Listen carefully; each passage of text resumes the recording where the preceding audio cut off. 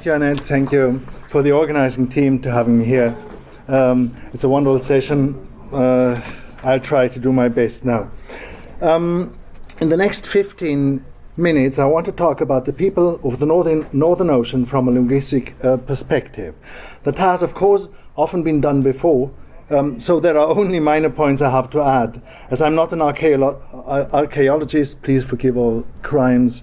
I am going to commit them on that field, on your field. Our session focuses on the people of the North Sea. At first, let me explain why I will cover this topic in a broader or more general sense. At first, the people.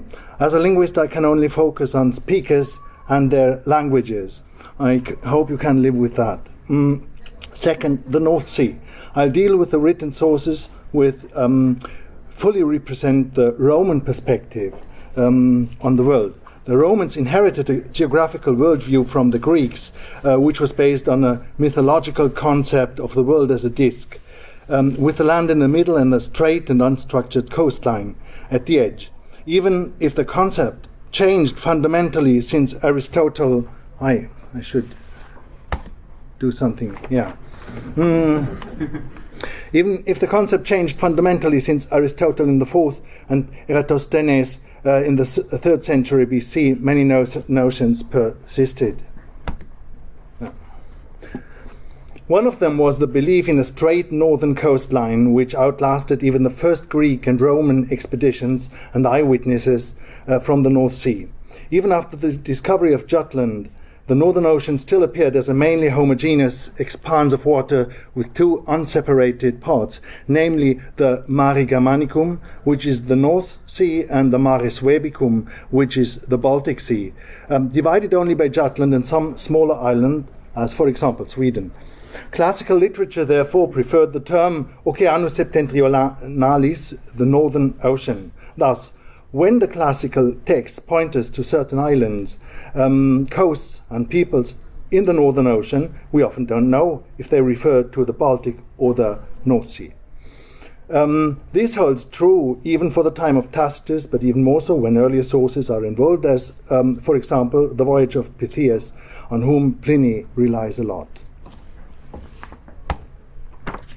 Before I talk about the words for amber, let me shortly introduce the matter itself. I must repeat that I'm not an expert here. Amber, as you will know, is a hardened fossil resin which, when cleaned and polished, becomes an elegant and shiny gem. Its function as jewelry is quite old. Finds of amber can be traced back to the Neolithic times, mainly in the eastern Mediterranean. And during the Bronze Age, regular trading routes seem to have been established, especially into the Aegean, but also beyond. Both the raw material and the finished products appear to have been imported, which means that both the producing as well as the importing countries could handle the refinement of amber. Greek mythology, where amber is believed to originate from the tears of the Heliades along the river Eridanos in the far north, not only confirms the high value of amber, but also its main provenance of Northern Europe. Its use as precious jewelry that prevailed in the importing civilizations, however, is not the only one. You could also simply burn it, because amber as a resin burns quite well. We'll come back to this later. Most varieties of Northern European amber are called Baltic Amber today, even though its origin covers a much wider region than the Baltic. That is from the North Sea, both the North Sea and the Baltic Sea. So the name Baltic Amber is somewhat misleading. Its main distinguishing mark is its chemical signature. Now,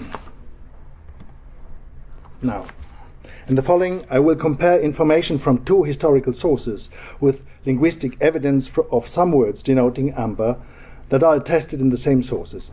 The two sources are Pliny the Elder and Tacitus. So the passages and words I want to focus on point to three different places in Europe.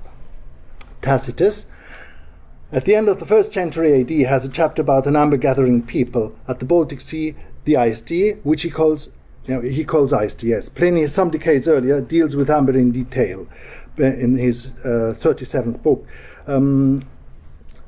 based on different sources from different times. He also has a short mention of the Baltic Sea, which might refer to the same area as that of Tacitus in the east.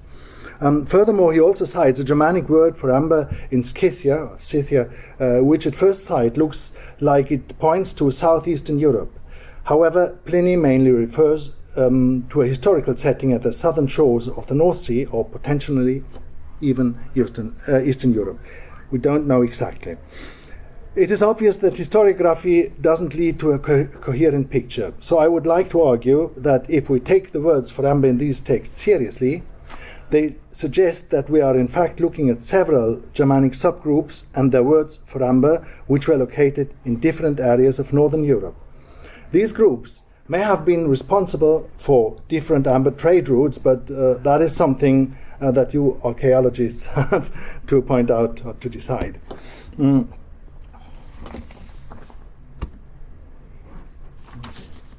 When it comes to older terms for amber, we have to acknowledge that at first that no Proto-Indo-European word for amber can be reconstructed. Most terms in the older language stages are not related in any way, which is actually also the case in many modern languages. Like many of the above-mentioned modern words, the origin and etymology of the Latin and Greek words are quite unclear. One of them is succinum, which classical literature, until to Isidore of Sevilla, often connects to succus, the sap, the juice or something. This etymology, however, is unlikely, and succinum generally judged as a loanword nowadays. Latin electrum, on the other hand, is clearly borrowed from Greek electron, and like electron, it is a semantically ambiguous, as it denotes both the amber as well as an alloy of gold and silver, white gold or something like that. Greek electron itself is a derivative of elector.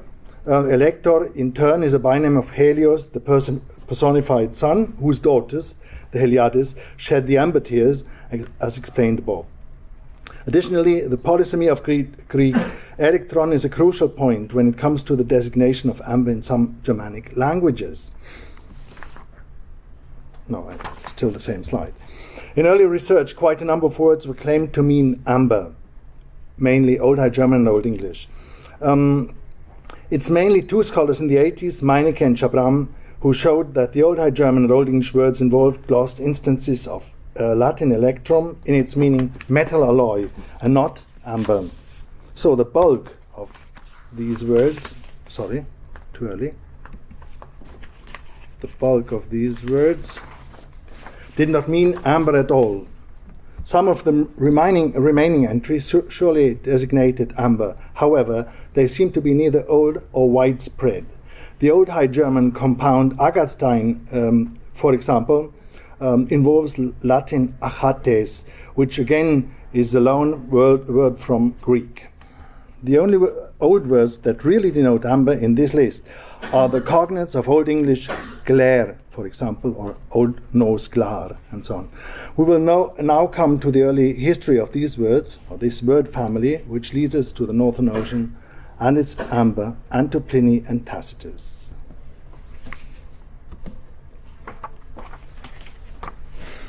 Pliny and Tacitus attest two Germanic words for amber, namely glesum and swalitanicum. The most famous passage is found in Tacitus.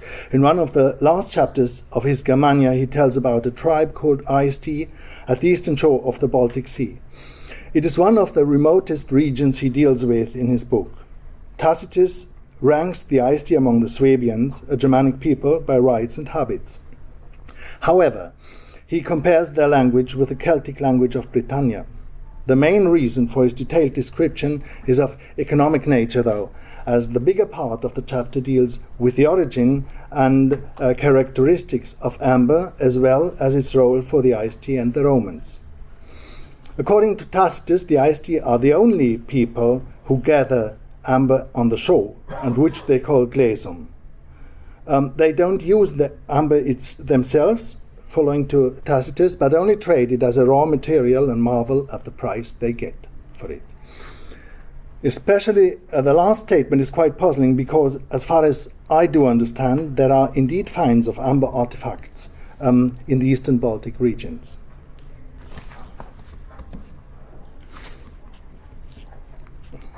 Our second author is Pliny, who deals with Northern European amber, mainly in two books of his natural history, namely in Book 4 and Book 37. In the latter, Pliny seems to describe the trade route Tacitus referred to. He localizes the origin of amber about 600 miles from Carnuntum, which might match the eastern Baltic shore. Pliny even reports on a knight who wasn't sent to the amber lands personally. His information is obviously up to date. The details, some chapters earlier though, point in another direction. Here, amber is washed up on an island called Abalus, whose inhabitants use it as a fuel and also sell it to their neighbors, the Teutones. Abalus is situated in a gigantic bay named Metuonis in about 1 day's sailing distance from the shore. This bay is inhabited by a people called Guyones and, as it seems, also by the above-mentioned Teutones. It's something difficult here, but I'll jump over it because time is short. Pliny also transmits the same word that Tacitus ascribed to the IST, however, in slightly different form. He writes glaesum with I instead of glesum with E. You can see that on the slide. Pliny assigns the word to the inhabitants of the Frisian islands, one of which the Roman soldiers therefore called Glysaria. The same island was called Austeravia in Germanic, which, by the way, probably meant lucky or wealthy island. Some books earlier, Pliny already stated that the Greeks called some islands Glaeciae or Glaeciae without connecting both passages. A reference to the Mare Germanicum as well as the military context make it very probable, however, that both mentions refer to the islands of the North Sea.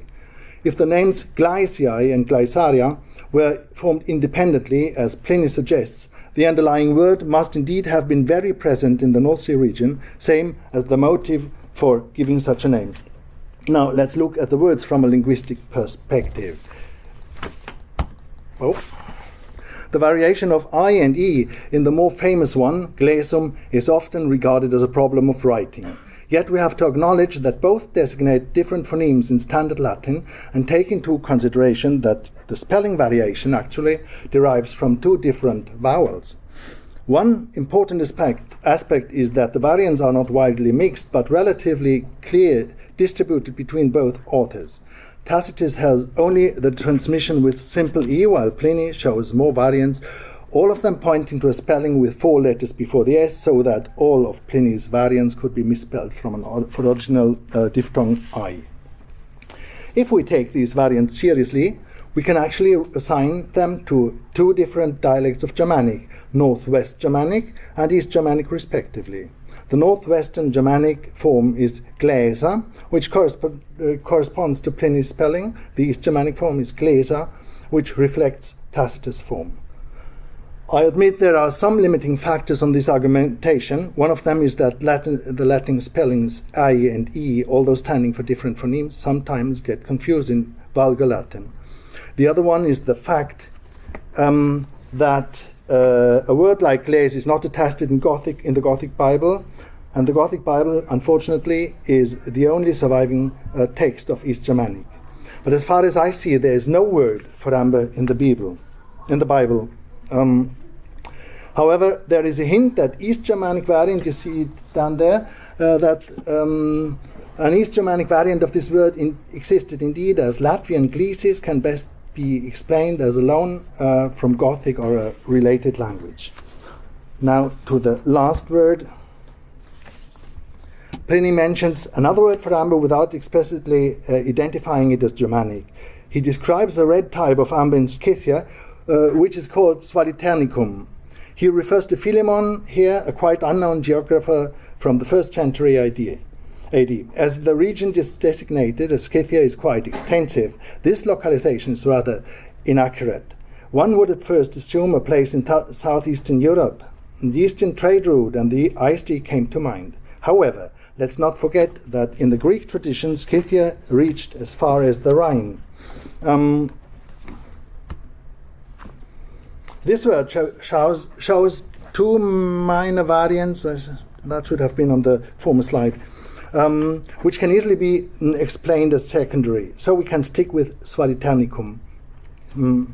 This word has long been obscure until Günther Neumann explained it as a Germanic compound.